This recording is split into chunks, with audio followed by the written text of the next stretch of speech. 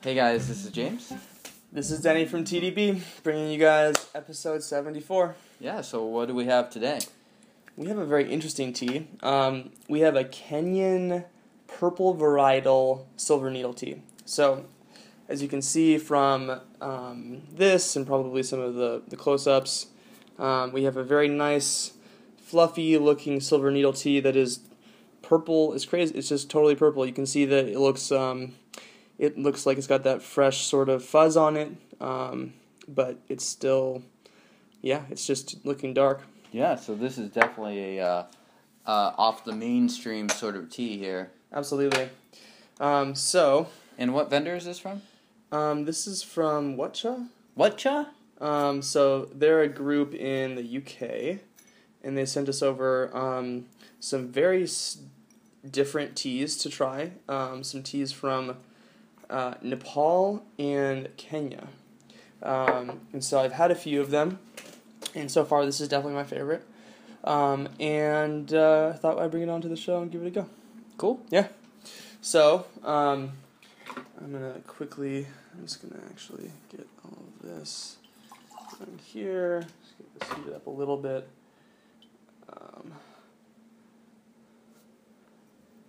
And I am gonna shoot this on with a little bit of a rinse, real fast. Nothing extraordinary here. Oop. And what temperature are we brewing at? What kind of green tea temperatures? Okay, so pretty low. Yeah. And, it's really amazing, actually, how much, silver needle this tastes like. So, yeah. Well, it looks... smells like silver needle. Yeah. It smells like a white tea. Yeah. So, I have no idea how much leaf I'm using. Got a 100 milliliter Gaiwan. Yeah. Just winging it. It's very difficult to judge how much leaf is in these super fluffy teas, especially for people that don't brew them super regularly like us. Yeah, absolutely. And the other thing too is that if you can see from the leaf quality that they're really long, so they kind of zigzag on top of each other a whole bunch, and they can just take up a lot of volume without actually having a lot of That's true. tea in fact there. I think if you used a 60 milliliter Gaiwan or something like that, you would simply have trouble loading the brewing vessel. Yeah, absolutely. So, who knows how long we've been brewing this for. Yeah, looks pretty clean. This is definitely going to be a lighter first steeping, but we'll get a lot of the notes out of it.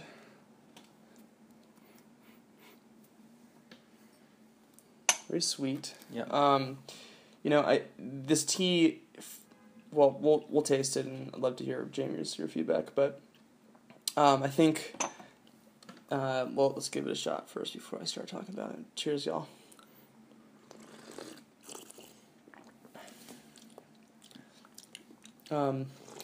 This brewing is definitely very light. I'm actually gonna get the water a little bit hotter. Yeah. So one of my, not complaints, but one of my observations about, speak a little bit about this tea and these teas that I've been trying so far is that they're very interesting, they're very distinct, but they're a little bit monofaceted.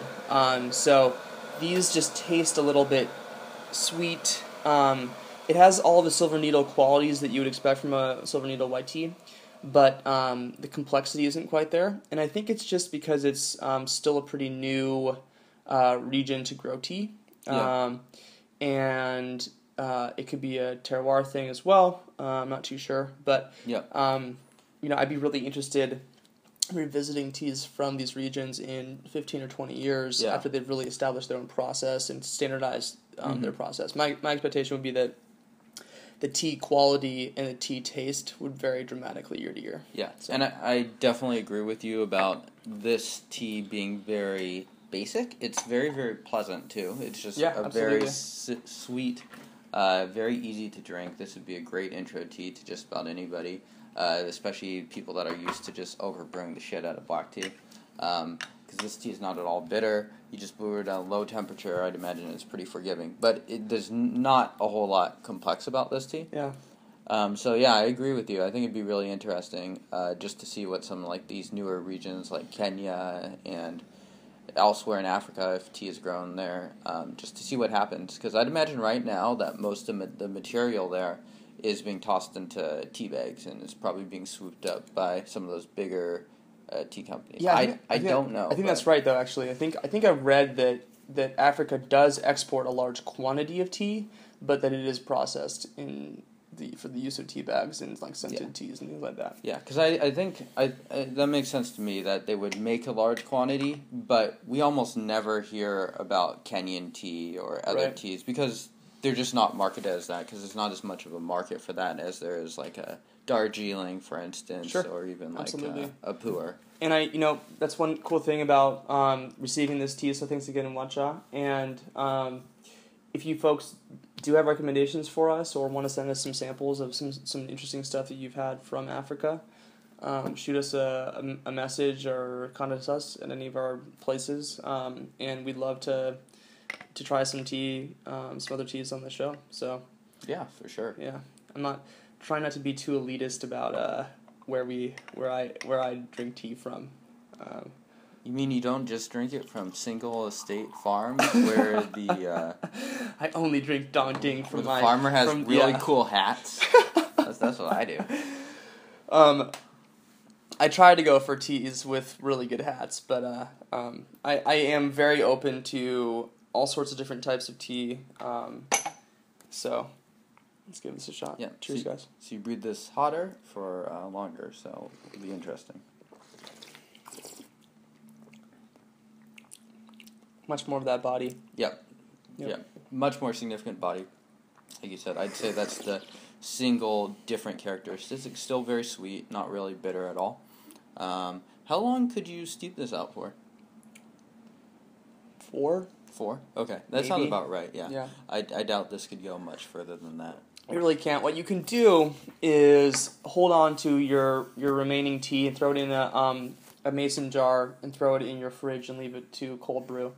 And that will get a lot of the rest of the flavor out of it. And I find that white teas are really nice cold brew. So I tend to do that. Can see that. Yeah, you would need a lot to be able to actually have it affect any sort of viscosity of the liquid and so forth. But I think it's a really pleasant way of, as opposed to like cold brewing a raw pu'er, which can be a little intense. Have you tried that? I've tried it. Oh man. Yeah, and if you don't rinse the raw pu'er a few times, it is gross. Yeah, it looks like there's just like sludge on top. You could probably convince your friends that it's just like some exotic form of lemonade or something like that. Yeah, and then they'll be surprised. Most of my friends do know about my ridiculous tea drinking habit, so they might be suspect, but absolutely. So we're gonna brew up this last steeping, but James, if you folks out there wanted to know more about tea, what would you recommend they do? Yeah, you guys should first hit the subscribe button on our YouTube channel. We're releasing weekly episodes, and so, and we've recently actually done quite a few episodes on white tea, so you can go check us out either on our channel or on TeaDB.org, where we're also releasing lots of great article, and we also release all our videos there. So, thanks for watching, guys. See you guys next time.